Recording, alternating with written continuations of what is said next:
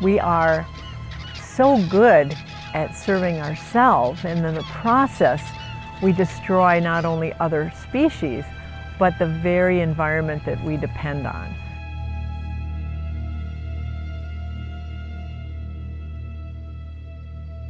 119 of the 178 some odd nations of the world are considered fragile states according to the UN, which means they are a hair away from collapse.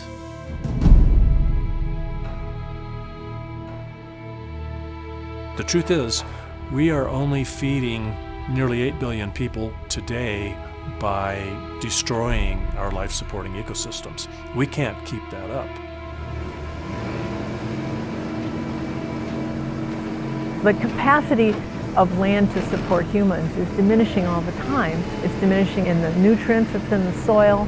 It's diminishing in the quality of air that we breathe. We're getting sicker and sicker. We're already experiencing the effects of going over our capacity.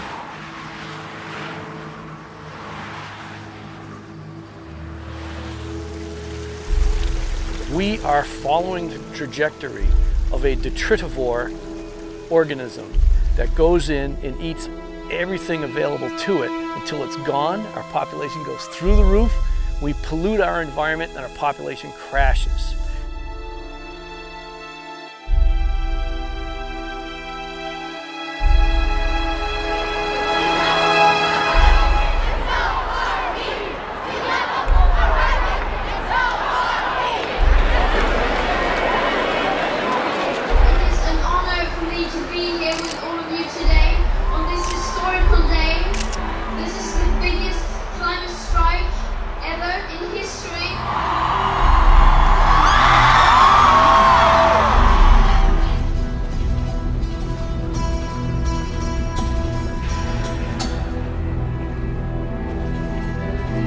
Thousands of young people in Sweden and around the world, inspired by Greta Thunberg, walked out of classrooms today to demand politicians act on climate change.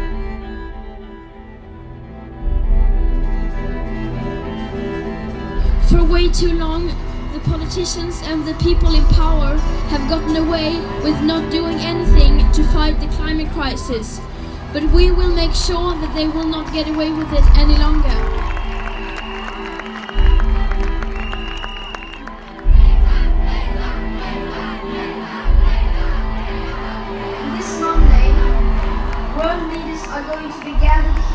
In New York City, for the United Nations Climate Action Summit.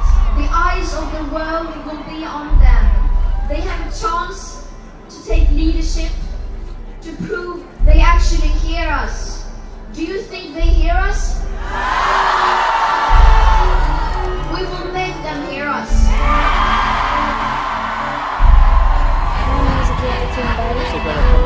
Welcome, Greta Thunberg. Independent economics organization looking at policy options has put out a new report that says the right approach can still make a big difference, and it concludes the right approach is carbon pricing. A few weeks ago, I started seeing Greta Thunberg and I was watching her videos. I got quite emotional because I thought she's doing something, but this is a different perspective and it makes sense. Yeah, and it is. I think people have to, don't just get caught up in the media hype, because I got caught up in the media hype. It's only a media hype. Yeah. The people around the world, they're clapping on the hand, crying, "Oh, Greta, we love you, and it's a great idea what you do." And but by themselves, they don't do anything. They don't change their mind.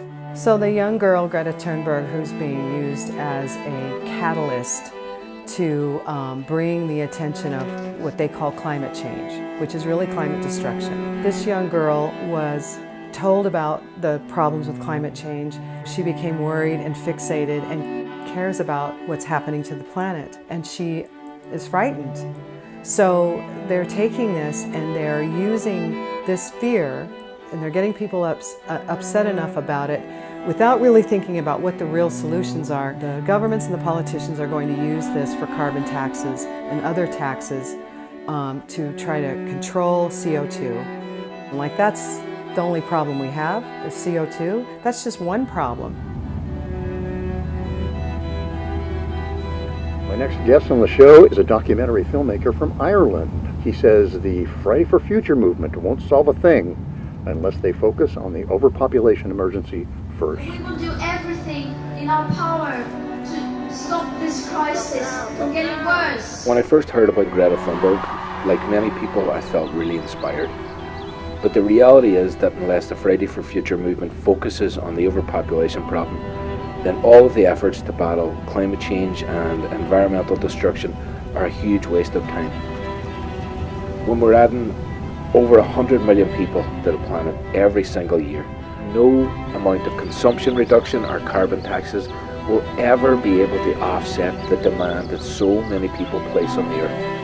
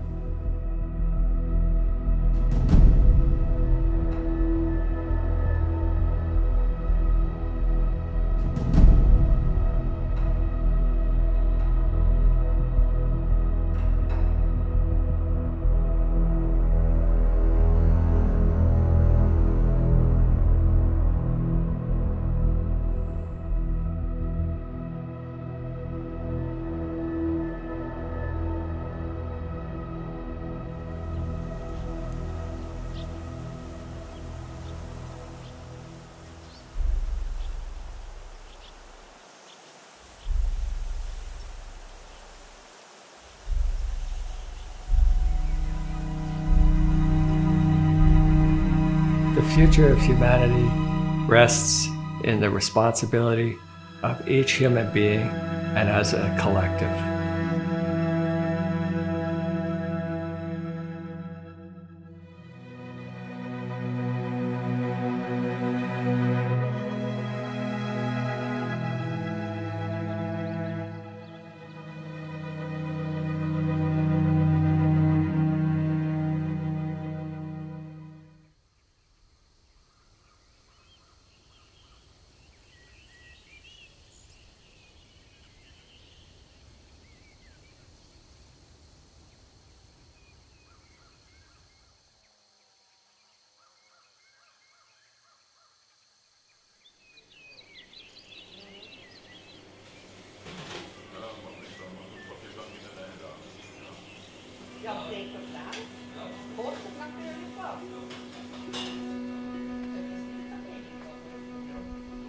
Poisons in the air, in the ground, on the surface.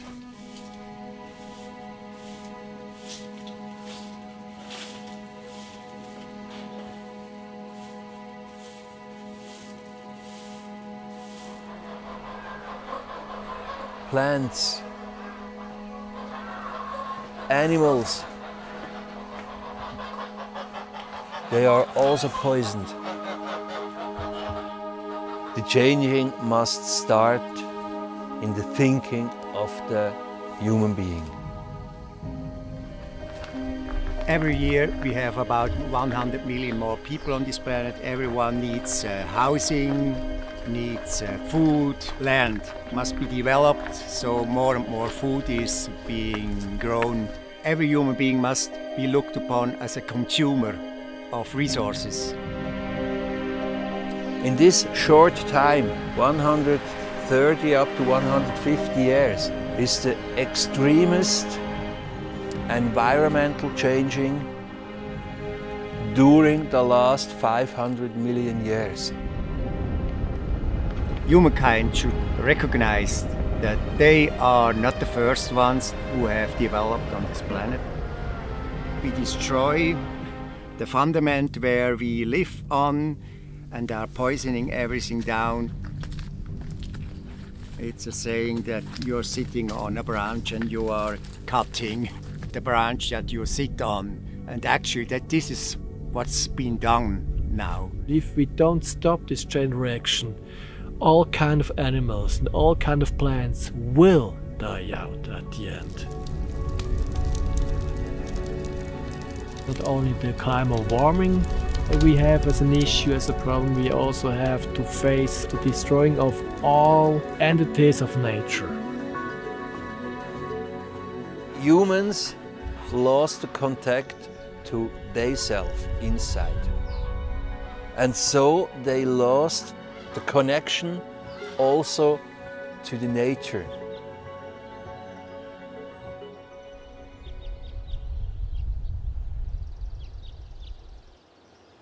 The blackberries, like acidic, they love it. That's why they do so well here, because this was all these tall red pines. If we were logical, we would see that what we are doing is actually detrimental to our own health and the health of the planet. But we can't see logically. We don't want to see logically. We've been distracted and led to think that everything's okay.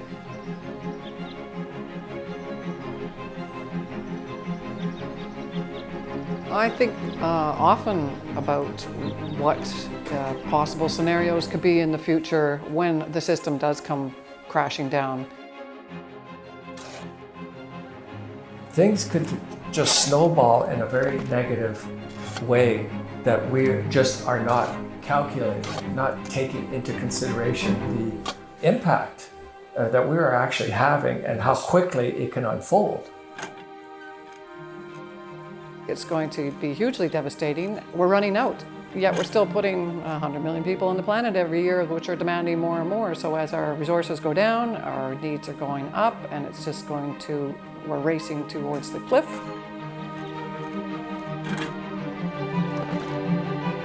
A more beautiful world? Sure, it's possible. But it's going to take a lot of work. It's going to take a quantum change in human beings' thinking and perspective and responsibility.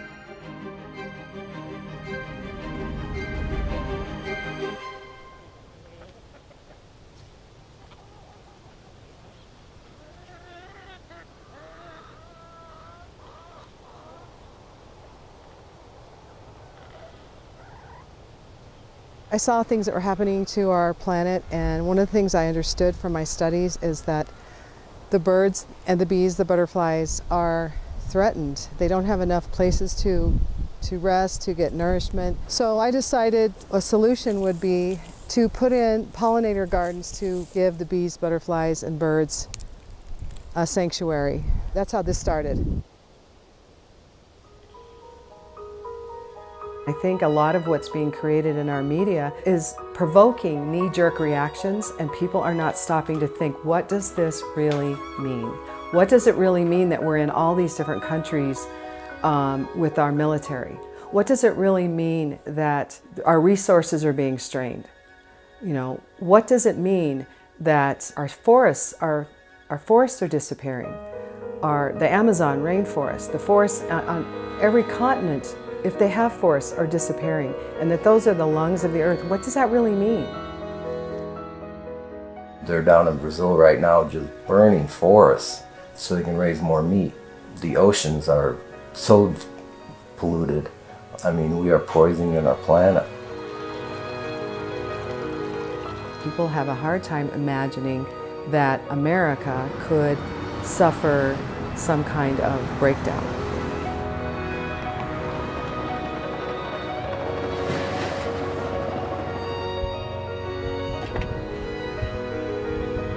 If we don't live within the carrying capacity of our planet, we are just going to create more problems than we solve.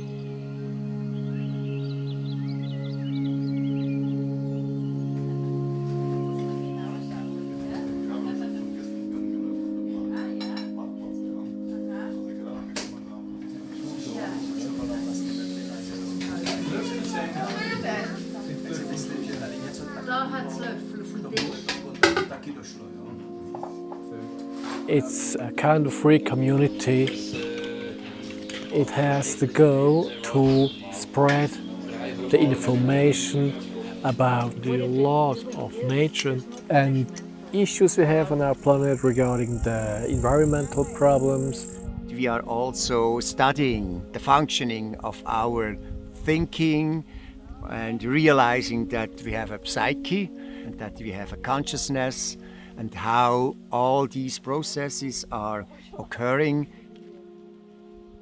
It's a center in a community called FIGU. I'm a member, an active core group member from FIGU, and FIGU means Free Interest Group Universal. We are located here on this part. This is in the eastern part of Switzerland, near Zurich.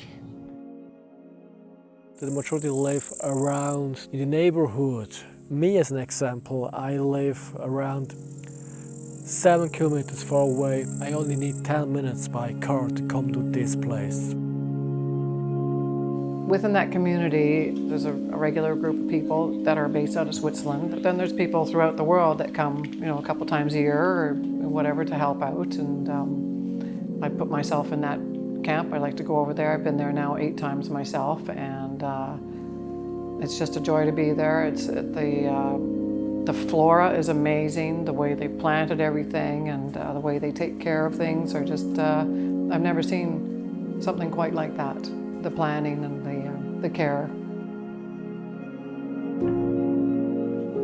When I came up here for the first time, I think it was in 1982. I came with my bicycle from Wheeler up here.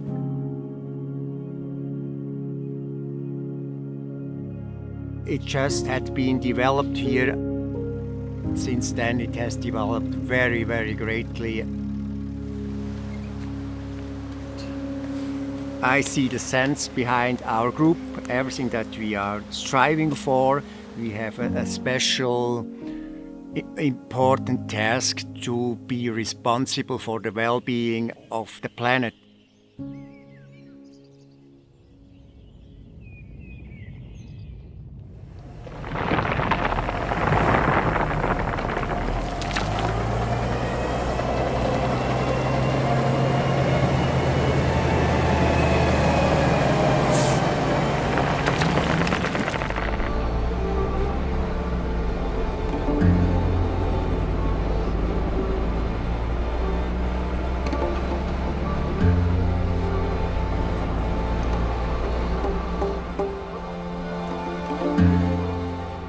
Our resources are running out very quickly. We've already gone peak oil. Now we're totally doing this exploitation with hydraulic fracking, which is just absolutely devastating to communities.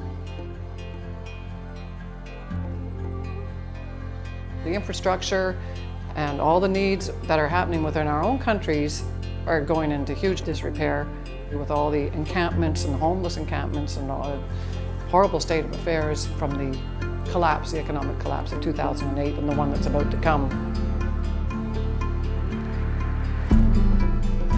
Between climate destruction and things that are going on with the economy, any one of those things could create a situation of shortages.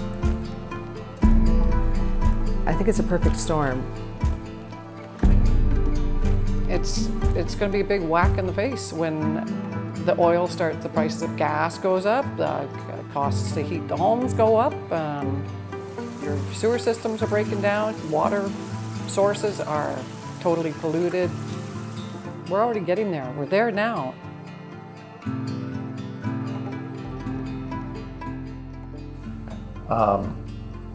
We're not prepared for a disastrous situation, even more disastrous than what we already are experiencing.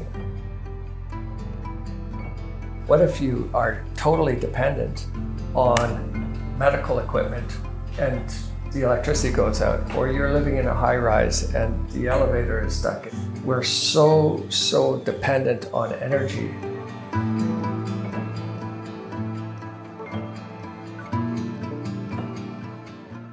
This planet is ever increasing in terms of population, in terms of numbers. And if you see that everything needs its space, the flora, the fauna, to suppress the flora and the fauna is to suppress ourselves.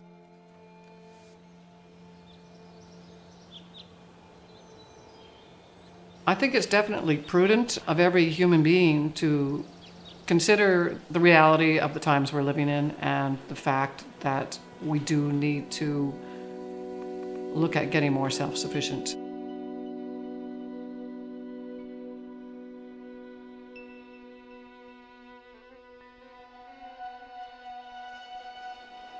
I guess you could say we're quasi off-grid. We have 16 solar panels giving us a total of about 4,000 watts of power each day, and that's enough to run a fridge and a washing machine. Over this way, we've got a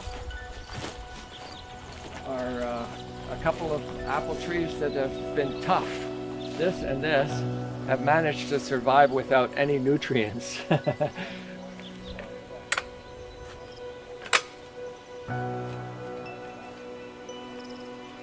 It is nice to know that we can grow our own food.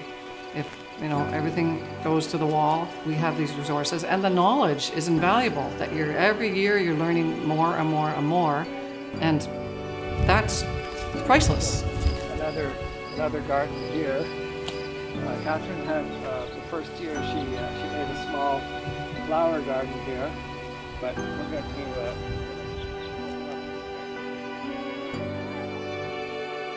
We lived in Chicago as a child, and the pollution there was unbelievable. Mommy, why are all the fish dead? All these fish just floating in the water. So the pollution, and that was 1968. So it's been something I've been aware of pretty much my whole life, and it's just been getting worse and worse, of course, with the population growing exponentially.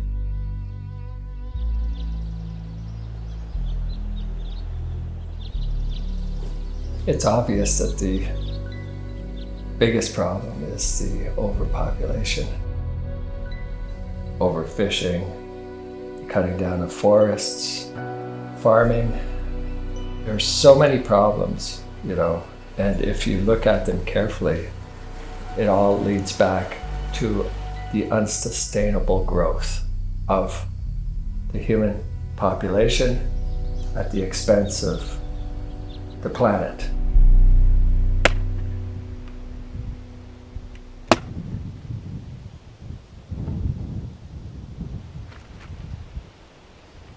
When we realized the reality of what was going on, we became very anxious about it, and I think a lot of people do. But then we went, well, what can we do about this so that we can adapt? Because that's what's important, is the ability to bounce back, be resilient. When services break down, trash isn't picked up, and things build up very quickly, but we didn't want to be in that situation. We moved to the suburbs of Denver. We decided that living this kind of lifestyle, not only was it very appealing to us, it's peaceful, it's more slower paced, but it also gave us redundancy. For heat, we are hooked to city electricity, but the redundancy we have is we have a wood stove. And so we can heat our house with wood. We have the type of wood stove you can also cook on the surface. And then we looked at, okay, what if the electricity goes out? So we have enough solar to power all of our needs once we put in the next phase. We already understood that our planet was overpopulated. And we started to realize how trapped we were in this system of constant growth.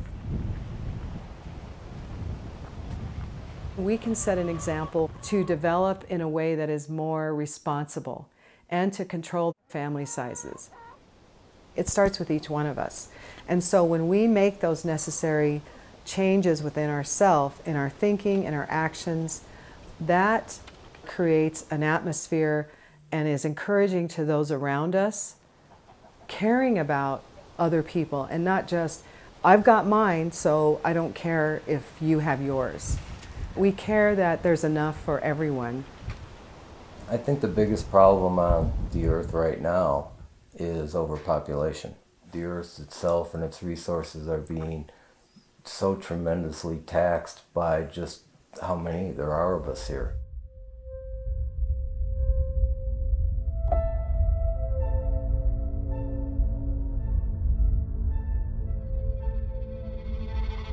Anyone who really takes a hard, rational look at the evidence, it's impossible for them to walk away believing that we aren't in the process of crippling our life-supporting ecosystems. It is so clear.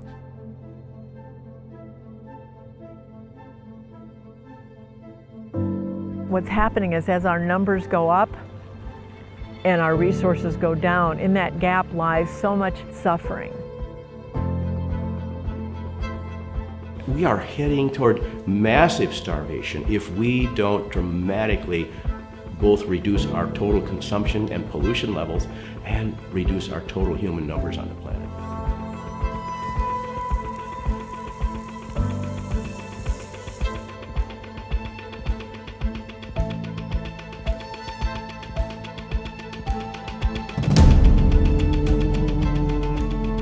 We want to just keep taking without putting back and understanding how to live with a lighter footprint, which is really challenging in a world that's set up in a capitalistic system to just take from the earth, make money, give it to the rich. We have a finite land mass on this planet, and it's simple. You cannot have infinite growth. It's hard for me to think of any major issue facing humanity in the world today that isn't being driven, made worse by human numbers and the overwhelming numbers of humans on the planet. We try and should try to reduce our individual footprint. We have to also reduce how many feet there are making those footprints. We're still adding about 84 million people to the planet net gain every year. Over 1 million new inhabitants walk the earth every week. Over 200,000 people a day.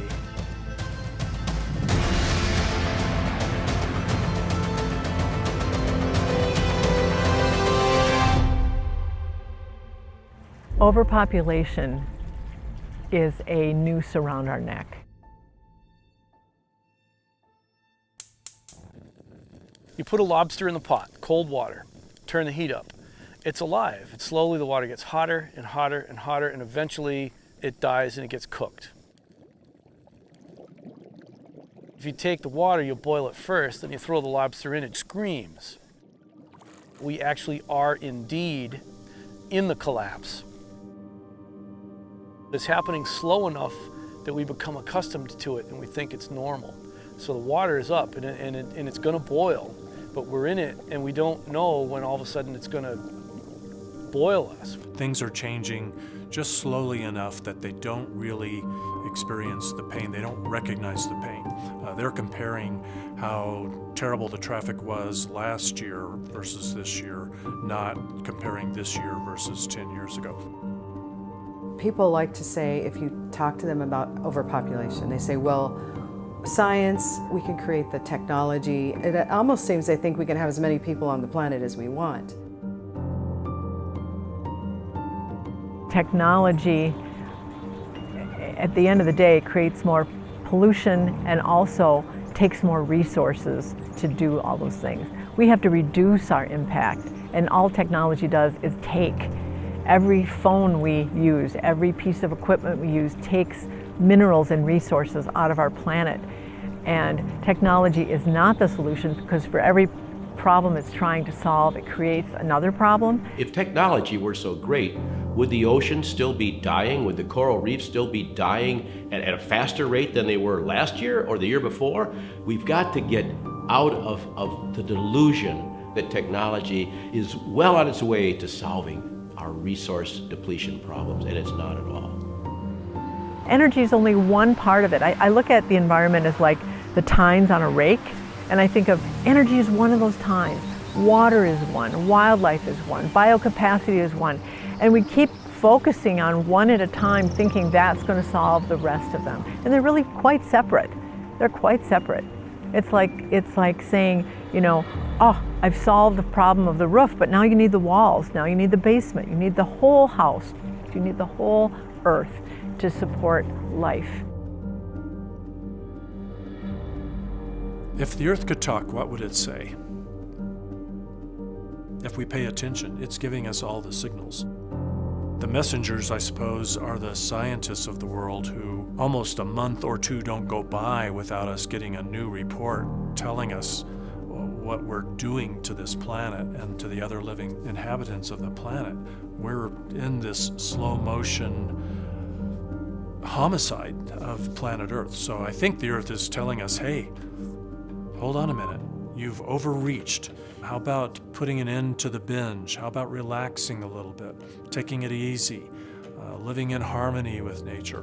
Why don't you give that a try for a while and see how much better life can be?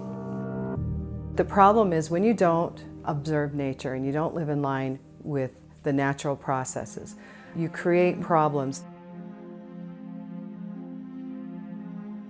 Biocapacity is a critically important term idea that every person needs to understand. Biocapacity is the term that's being used to represent all the land and water on the planet and other resources that are being used for human consumption. The research shows that the renewable land in the United States and resources can support probably no more than 100 to 150 million people. One of the flaws in the analysis that's being done on biocapacity is that when they talk about these numbers, they are not setting aside any land for wildlife, for other species at all, not a single bit. Up until 100 years ago or so, there was probably well over 50% of the land and water on the planet that was still being utilized by other species. And today that number is dwindling. In some places it's below 15% and headed toward 10%. There's a lot of debate about how many people this planet can sustain. I've heard anywhere from 50 million to 1 or 2 billion. And it all depends upon at what point we would get down to there. So what's left? So if you say, oh, we just need to get down to 2 billion, that's assuming we still have not built over every square inch of arable soil. It's assuming we want no wildlife. But if we want wildlife and corridors and we want it to look like Yellowstone Park again, we're going to have to get down into the millions rather than the billions. Depends on what kind of goal you set. What we do know is that it's billions less than we have now. When you sail and you're in a boat, if the boat gets a hole in it, you either patch up the hole and keep the boat floating, or the whole boat sinks. And right now, all of us are on one boat, all 7.8 billion of us, and our boat is sinking on many levels. It is sinking very rapidly right now, and we must collectively come together and not only stop the sinking, but restore the boat to viability. Within nature, you don't find any species to grow infinitely. If we would be really responsible human beings as a whole, we would have just as many children that we can feed, that we can educate, that we can guarantee for them to have a good upbringing.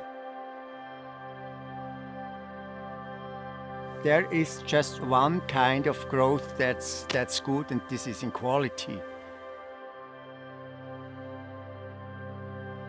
If there's a growth on the quality level concerning a good life and to learn and to expand one's consciousness, then this steady growth, this is a good thing, but the rest in numbers, this is leading to destruction.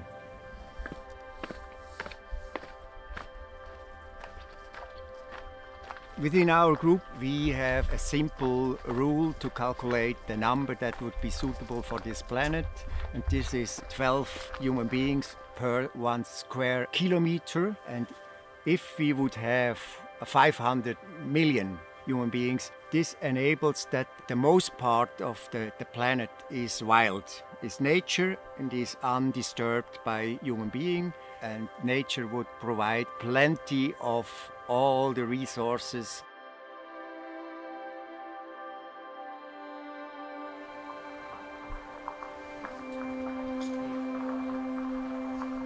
Probably sometime in the future, people will understand that the population is the cause of all existing problems nowadays.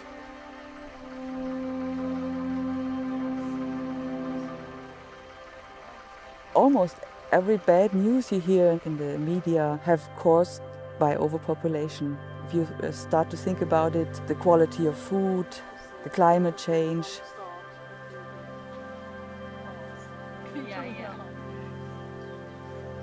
We are just too many people on this earth, far too many people, so we destroy nature, we destroy life.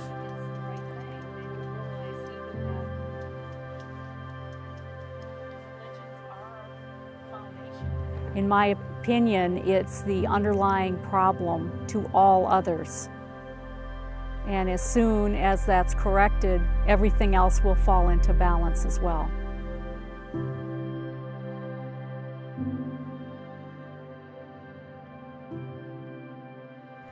I've been an environmentalist my whole life, just had an affinity for wildlife. I kept seeing things getting worse and wondering why.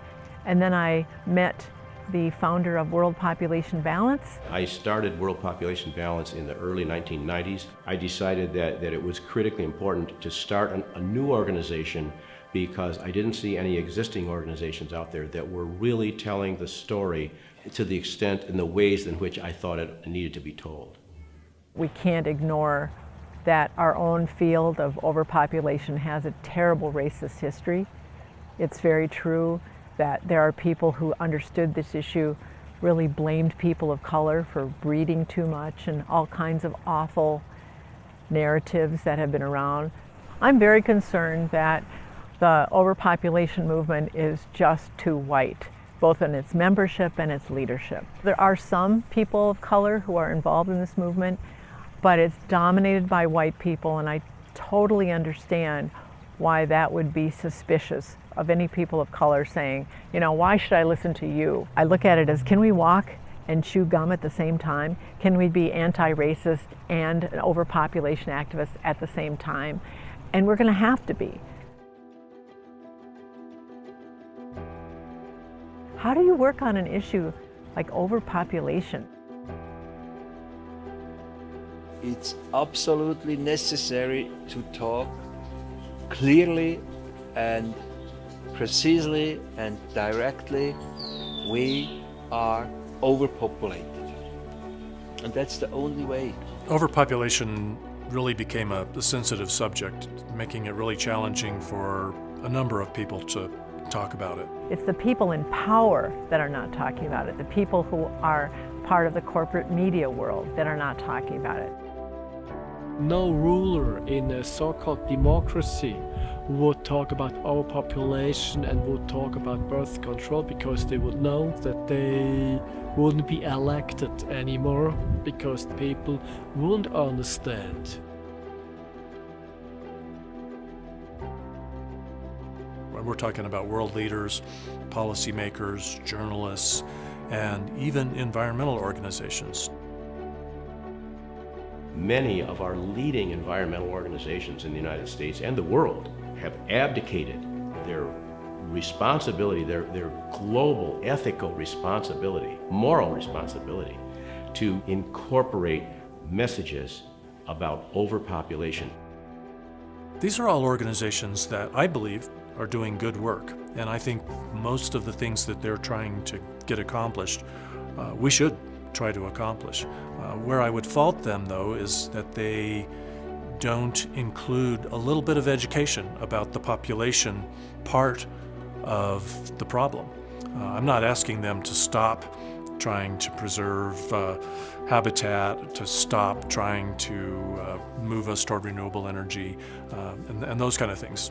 I am just suggesting that they give us a more complete picture. When they recognize that we are overpopulated, that will help save the snow leopard and the bald eagle and the trumpeter swan long term. They will fail if they continue to ignore human overpopulation. If we don't get a handle on human overpopulation, we're never going to put an end to species extinction. We're never going to be able to conserve enough water to meet the needs. We're never going to be able to farm responsibly enough to solve the food problem if we don't solve the overpopulation problem.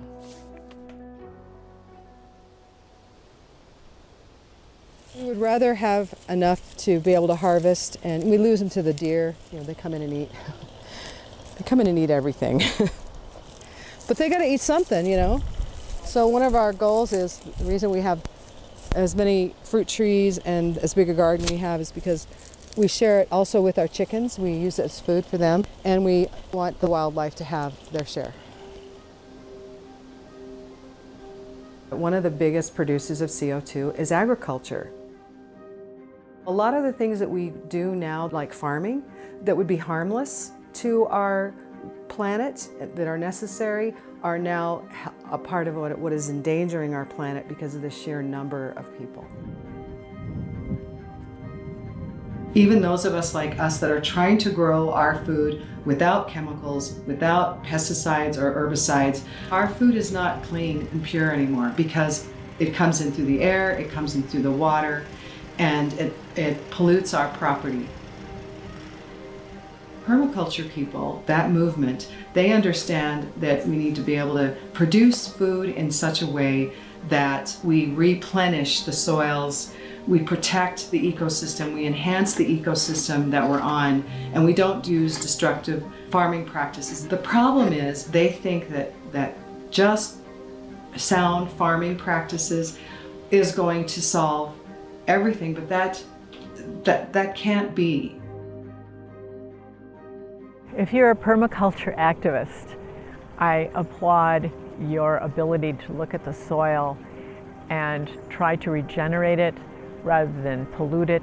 I applaud your ability to look for different varieties of grains and to try to sustain more and more people. I applaud your efforts, but don't be deluded by thinking that that's an upstream solution. It's still a downstream solution. And you can move upstream and not abandon your love of permaculture, but you have to marry the two philosophies together at some conjuncture.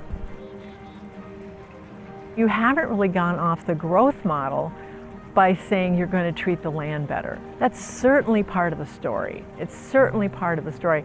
It's like, I don't smoke, I vape. We're finding out that vaping is terrible and it's killing people. But it looks so much better, doesn't it? I think permaculture is the vaping answer to smoking. It really is, because it's not an answer at all. It looks better. I think the great marriage would be to have permaculturalists who understand the role of overpopulation and marry those two together. There are a growing number of organizations that are communicating pretty candidly about the overpopulation issue. World Population Balance in the United States, Population Matters in the United Kingdom, Sustainable Population Australia, Sweden has the Overpopulation Project, but they're infinitesimally small compared to the big environmental organizations, unfortunately. I did an experiment with World Population Balance in my own state of Minnesota, where we sent out a letter and said, hey, how would you like our help in creating a message that teaches your supporters how overpopulation issues is affecting the birds, is affecting clean water, etc.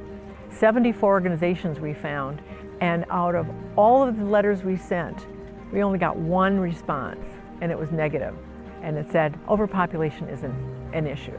I find it despicable that leaders of any environmental organization at a national or international level especially still is kicking the ball down the road and pretending like it's not their problem or their issue. More than anything else, I would love to plead with you to stop abdicating from this mega issue on the planet, this core issue. Even the United Nations on World Population Day is afraid to make that day about reducing our numbers. You look at their theme year after year, and they are beating around the bush.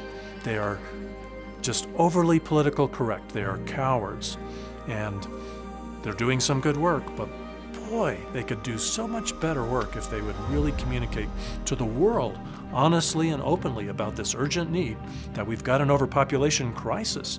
If you can convince people that the CO2 is the main problem and that we have to increase the taxes in order to decrease the CO2 pollution, the increasing of taxes won't bring help at all. It would only bring more money for the rulers. It would bring just more money for the economy and for the government, etc. And that's the main reason why rulers talk about the CO2, not because of wanting to have a better life or a better planet in the future. The climate crisis is getting an awful lot of attention right now, and certainly we need to be addressing that. But I think it's distracting us at the same time. We're pumping rivers and aquifers dry. The industrial agriculture system is one of the biggest, if not the biggest, carbon emissions contributor because we are having to artificially restore nutrients to the soil because we're overworking it. We're creating these vast ocean dead zones. We're overfishing the seas. We've got fisheries collapse.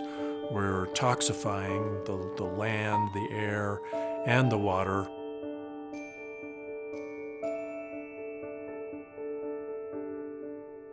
If you would find a solution regarding the carbon pollution, it would just be like in Germany have a saying that would be only ein kleiner Tropfen auf den heißen Stein, which means just a little drop of water of a very hot big stone.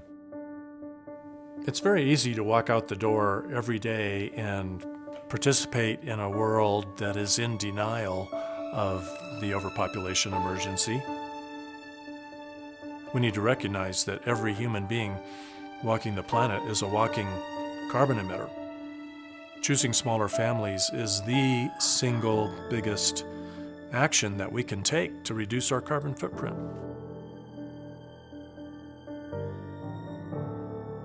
There's been some fascinating research done in the last few years with regard to an individual's impact. If a person did all of these things, upgraded light bulbs, recycled, hang dry their clothes, wash clothes in cold water, replace typical car with a hybrid, eat a plant-based diet, switch electric cars to car-free, buy green technology, avoid round-trip transatlantic flight, and live car-free, all these kinds of things. If they did all of those combined, they would save, in a year's time, 10 or 12 tons, right?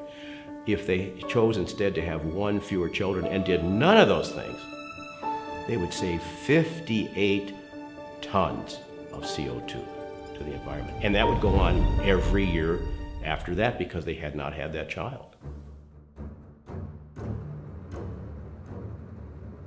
It's actually been well documented that there have been instances where growth boosters have offered payment to scientists who would write papers that were not 100% honest. You're always going to have some profit motive behind some of the messages that we get and the news that we get that isn't honest about the crises being created by overshoot. One of the major environmental organizations in the United States was given over $110 million by one very wealthy Wall Street donor with a couple of strings attached. And one of them was that this organization, this environmental organization, quit talking about U.S. population growth and the need to stop it. The reason I think that they're so afraid is I think that they are afraid of losing their support. Because of course these are NGOs, they all need money. The best tool an individual has is their pocketbook and who they support. And I would really recommend you not support any environmental organization that doesn't take a leadership role in the overpopulation issue. We're currently being encouraged by the growth boosters, the growth profiteers, to get busy conceiving and incubating more workers, more shoppers, more people, because they're really concerned about the fact that birth rates are coming down. The big corporations profit from continuing to burn fossil fuels. They profit from having more consumers buying more stuff. So they want a bigger market. They don't want a shrinking market, and they want a market of consumers who want stuff that they don't really need. We are helping them be greedy with their numbers because we're going to buy their stuff. If you're going to dig a hole in the ground to get titanium out of it to sell cell phones, you know you're going to sell those in 10 minutes, right? Because there's so many people to buy them. So we have to realize that overpopulation has a role to play in all of the destruction we're seeing in the world right now.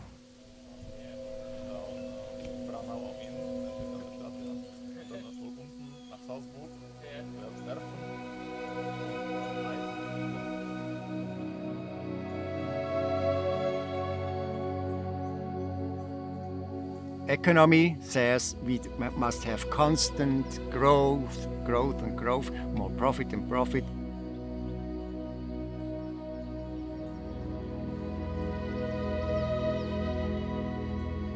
I have realized during my life that I need less. I watched my mother go through this process as well. At the end of her life, she was downsizing while I'm doing it now.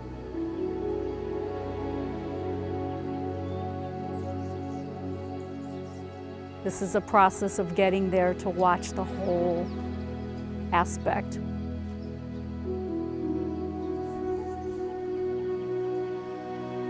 When you're in your 20s and 30s, you want to make as much and have as much as you can. And then by the time you've gathered, you realize it's not important. All it does is actually imprison you. You're imprisoned by your stuff. The society we live in, it's very consumer oriented, and we started to kind of go in that direction of more. We became disillusioned because here we are, we had the house, it was beautiful, 4,000 square foot. People would come in and say, wow, this is so beautiful, and you guys are very successful. We wanted to prove we could be successful. You know how that is. And we weren't happy. The advertising around us was always telling us we weren't enough. We needed to have more, impress our neighbors, have the best house, you know, have the most current clothing. And I realized a lot of that really isn't important. Going through a life of just consuming things, what's the meaning in that? That you just live and consume and then you die? Corporations distort our decision-making in a couple of ways. Well, one is advertising. You know, they advertise to us. They give us status anxiety. They make us compare what we have to what our neighbors have, and think that the size of our house is a symbol of how successful we are, how smart we are. We can't grow our way out of this problem, and that's what we are still doing. A lot of this is driven by the mythology that we've all been programmed to buy into, which is that growth is necessary for prosperity. It's possible that we can have a better world with less people and a more enlightened world.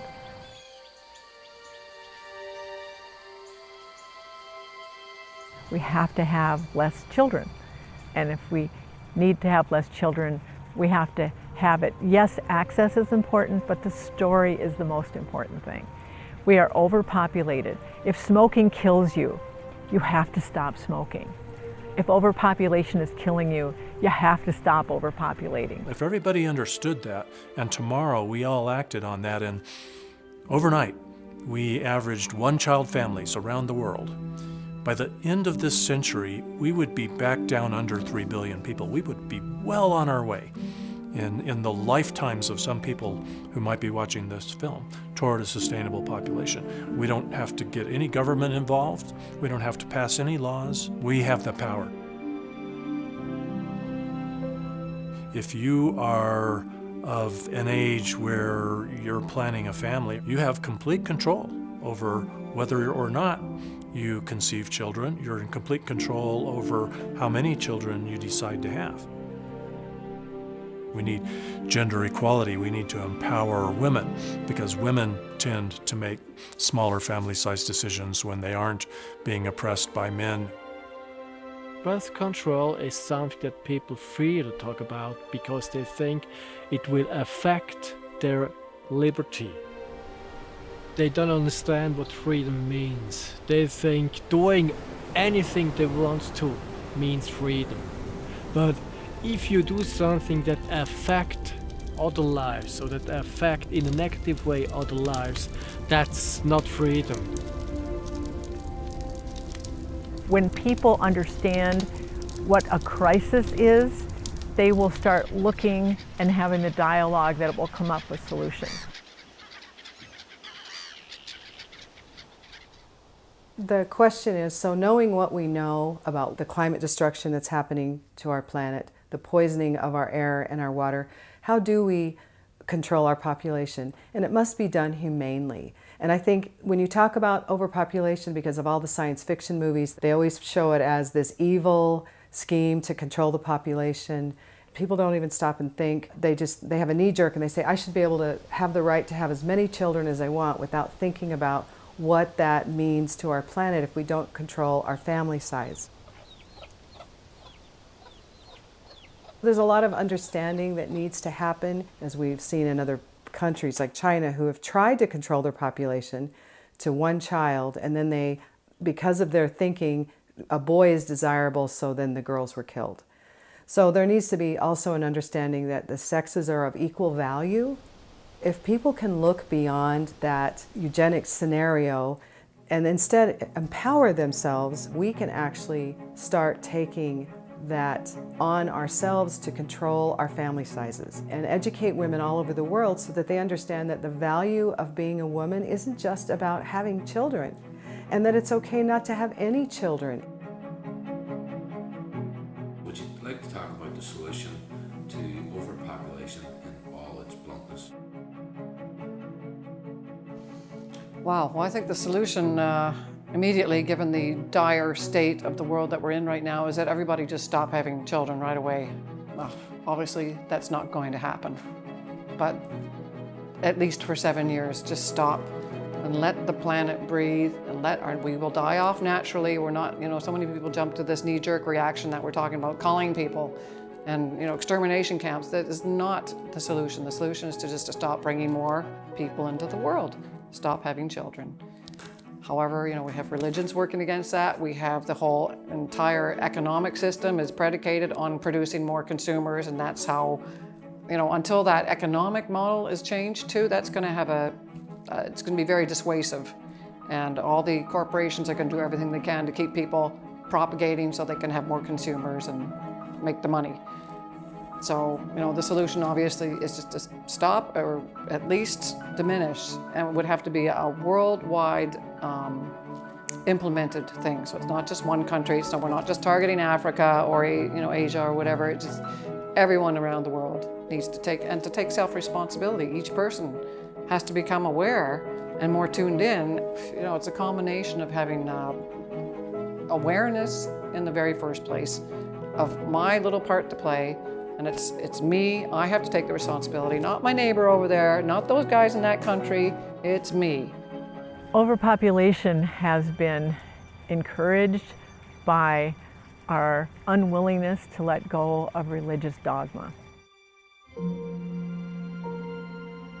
If you believe that a religion can tell you how many children to have, you drank their Kool-Aid. They don't want you to have children for you. They want you to have children for them so they can ties to their church, so they can have you in their wars. They don't care about you. And it has been so hard to fight against that dogma, the dogma that says we can't control our births because somehow God puts every fetus in the womb. If you think about that, if you read about that, you'd go, really? How can we, after the age of enlightenment and science, believe these sort of tooth fairy stories, I call them? We have to question all these stories and realize why they were put there. and they were put there to control people. I believe that father-based religions have been the source of great destruction on the planet, because if you're going to go somewhere else, if you're going to go to a heaven, then this doesn't matter. Just destroy it. You're going somewhere else. And it's a great tool for corporations to come in and destroy things and make money and say, well, don't worry about it because you're going somewhere else.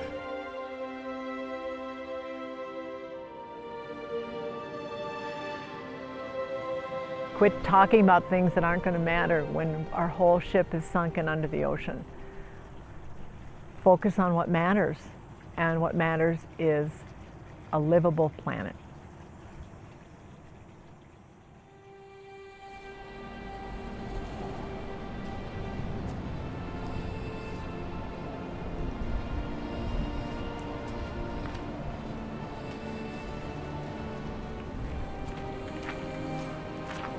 The term belief, it permeates our society and our language.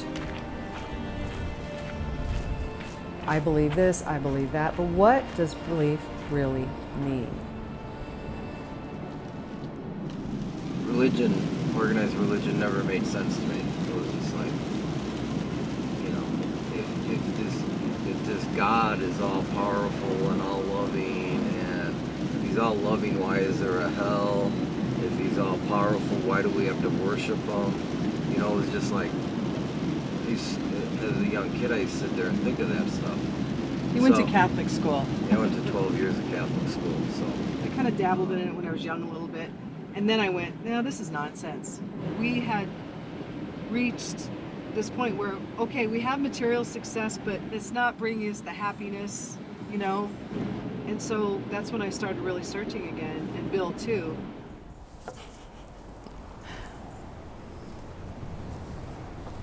Oh, now you're folding your hands like you're in church. Oh, I am. Oh, are you? Is this your church?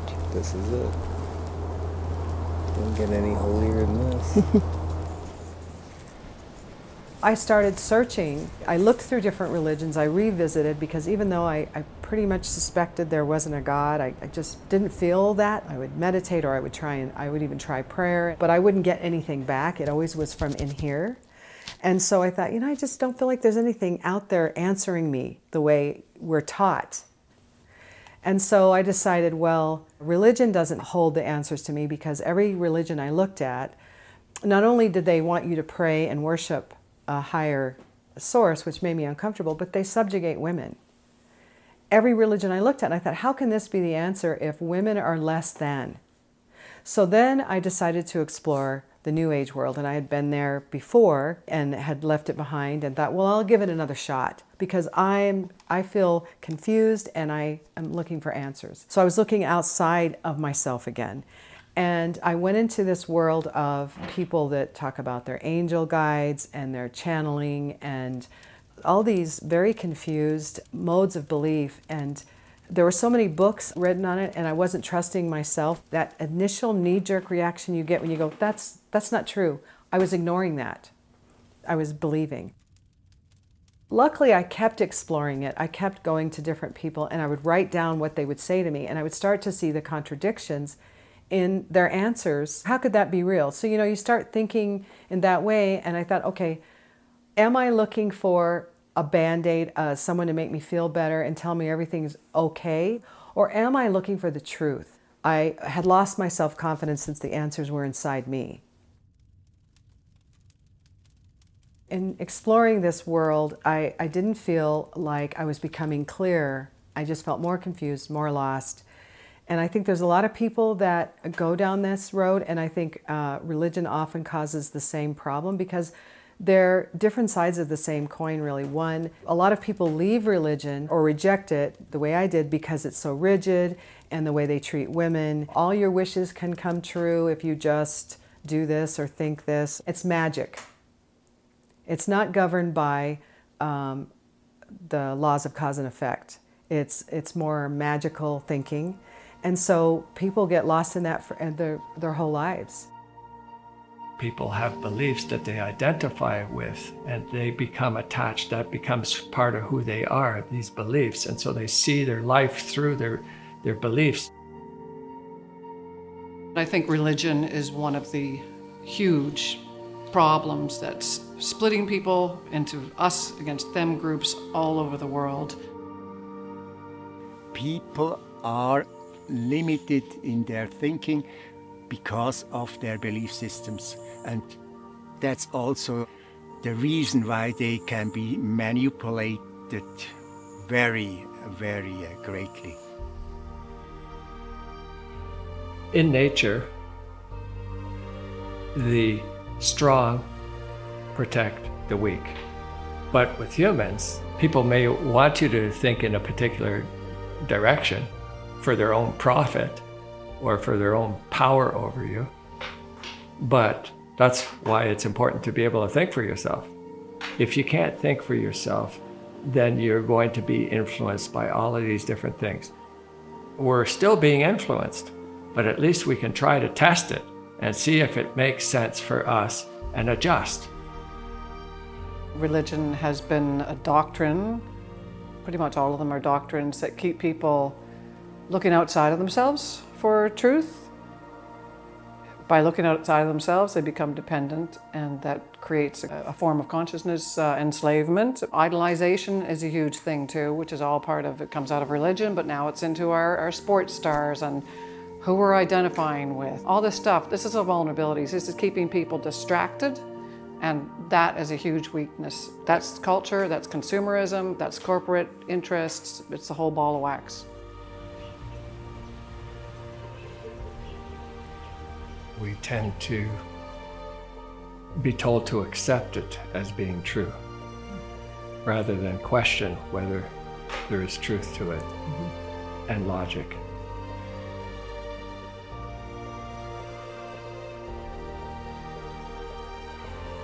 Knowledge is based on reality. What is one fact built upon another that brings one to conclusions that are fact-based, science-based, versus belief, which is a mental construct that is told to you from somebody else, or based on stories that have been read to you over and over and over, or that are part of your culture that are just taken as knowledge, but they're not necessarily knowledge until one actually starts to question and look into it. Then you find what is knowledge and what is not.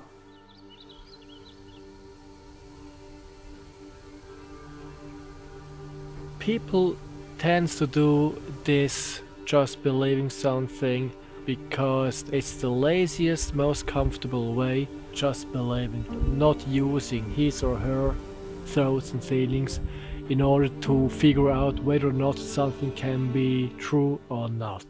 The easy way is not always the good way. And just believing something means that they become delusional in a way that they see life and everything not in the real way. Knowledge, at the other side, means that you have to use your brain. You have to think about everything in a more critical way, that you try to figure out whether or not something is true or not. There is a huge danger on this planet because so many people are not basing their life on facts. If you hear something and you think, oh, I hear this, I must think about to discover if it's possible or not. And after this procedure, you know.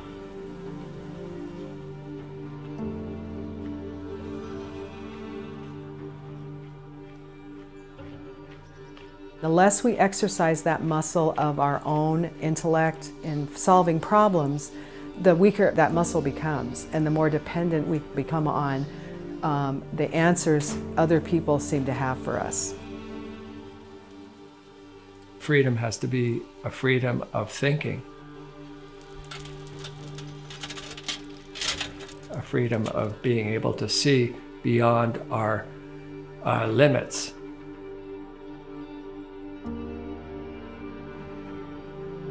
You have to be able to have the freedom to ask the questions But if you're told that this is what it is, and you just have to accept it, then there's no possibility for exploring what the nature of reality is.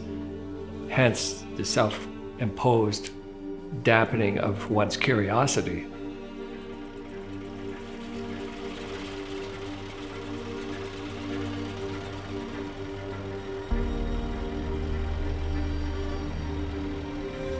A true teacher is just giving information about what's real, only this, and is not demanding any belief. It does not try to convince anybody. A true teacher only gives you the amount of information that you need for yourself, that you can work with, that you can gain your own knowledge. So a true teacher doesn't give you more information that you really need. If you believe, you don't think. If you are searching for knowledge, you must think. You must think for the way to find the knowledge.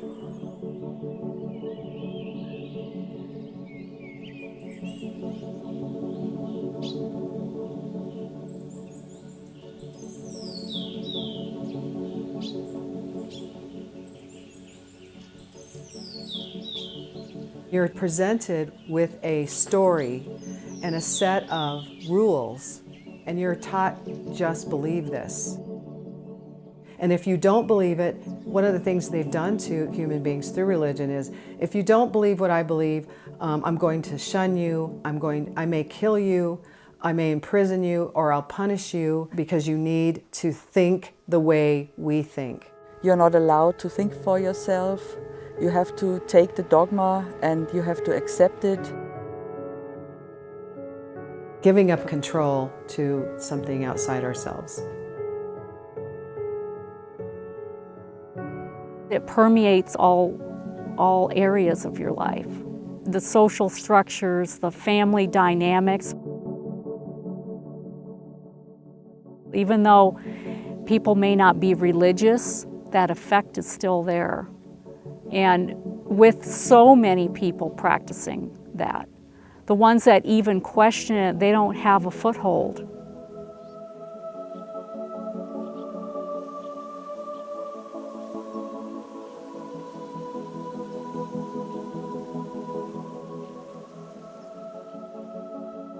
Based on this religious thinking, people have no long-term perspective. They think, oh, after I'm dead, I'm going to heaven, and that all the problems are solved.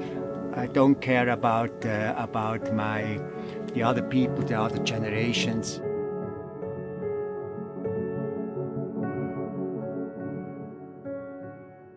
Children are really good at seeing things as they are. And what happens to us along the way is we're taught, that we have to beg and then just wait passively for the answer to come from another source. We're told this is how it is, and it's a brainwashing on a very vulnerable, undeveloped person. Every human being should be able to grow in a neutral fashion and not be told, indoctrinated, brainwashed. That's not right. We should be able to grow up and inform ourselves. We're teaching our children to believe something that isn't true.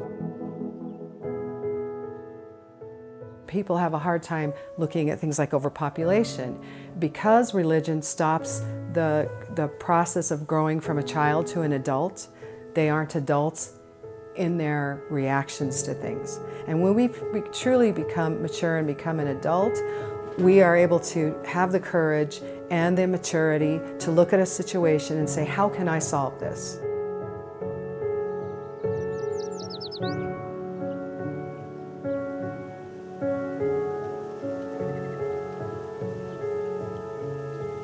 People don't do the work to gain and collect real knowledge.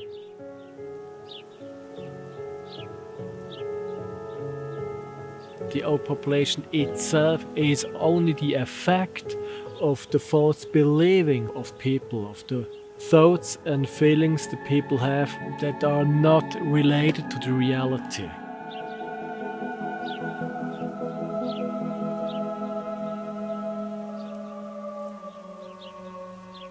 The main problem, the real main problem is here.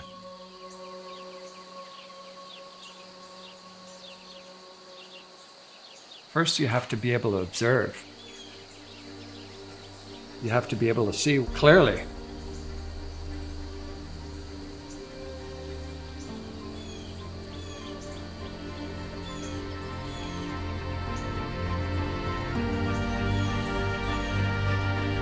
When we are no longer believing something, we're able to see reality.